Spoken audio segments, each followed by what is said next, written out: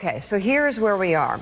Over the past week, Joe and I have heard from so many people, from political leaders to regular citizens, deeply dismayed by several of President-elect Trump's cabinet selections, and they are scared.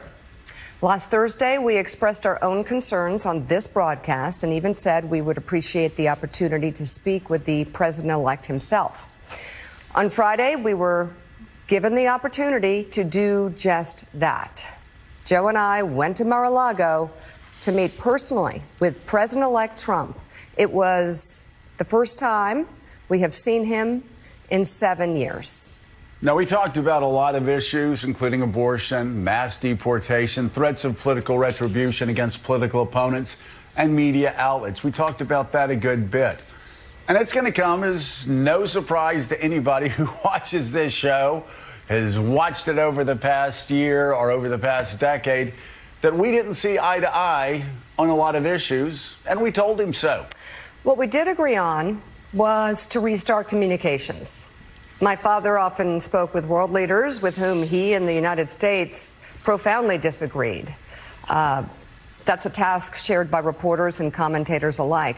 We had not spoken to President Trump since March of 2020, other than a personal call Joe made to Trump on the morning after the attempt on his life in Butler, Pennsylvania. In this meeting, President Trump was cheerful, he was upbeat, he seemed interested in finding common ground with Democrats on some of the most divisive issues. And for those asking why we would go speak to the president-elect during such fraught times, especially between us, I guess I would ask back, why wouldn't we? 5 years of political warfare has deeply divided Washington and the country. We have been as clear as we know how in expressing our deep concerns about President Trump's actions and words in the coarsening of public debate. But for nearly 80 million Americans, election denialism, public trials, and January 6th were not as important as the issues that moved them to send Donald Trump back to the White House with their vote. Joe and I realize it's time to do something different, and that starts with not only talking about Donald Trump, but also talking with him.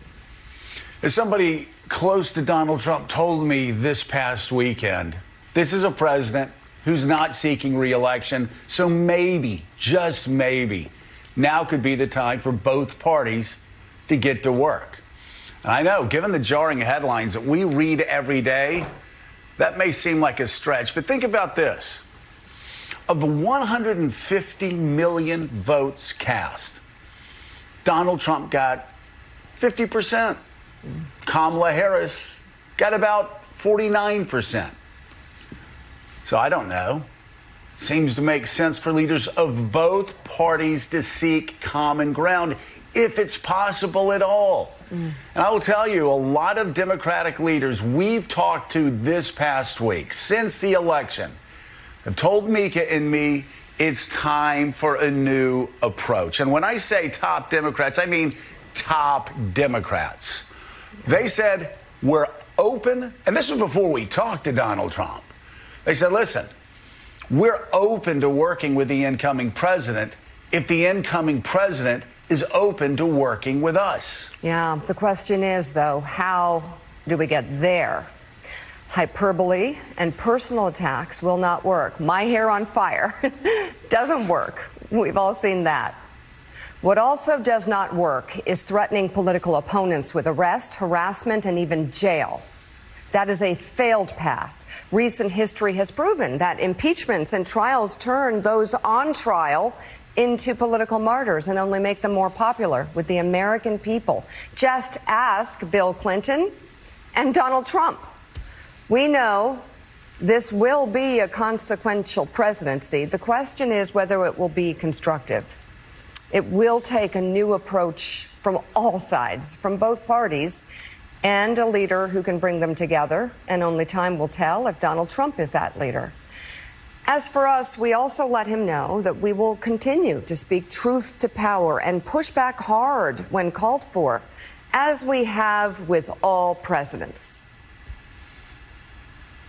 Don't be mistaken. We're not here to defend or normalize Donald Trump. We're here to report on him and to hopefully provide you insights that are going to better equip all of us in understanding these deeply unsettling times. And I am reminded of what Marty Baron, legendary editor, told his Washington Post reporters back in the first term.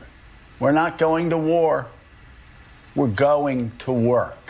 So let's. Well, the benefit of the doubt, I think, would be easier to extend to our friends at Morning Joe at MSNBC had that explanation been, say, a little more journalistically sound.